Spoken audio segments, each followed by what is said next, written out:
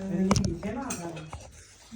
Det var det faktisk i søndag. Både i søndags og søndagen før, og så var de også med til julefest. Han bor lige uden for Struer på en gård, der ligger til højre.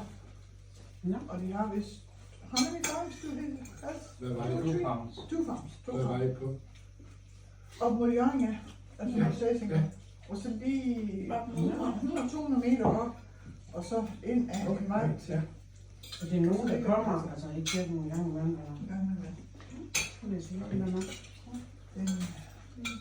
jamen jeg ved ikke. Er han i sidste 30'erne eller 40'erne? Og har en 3-4 børn. Ja. Okay.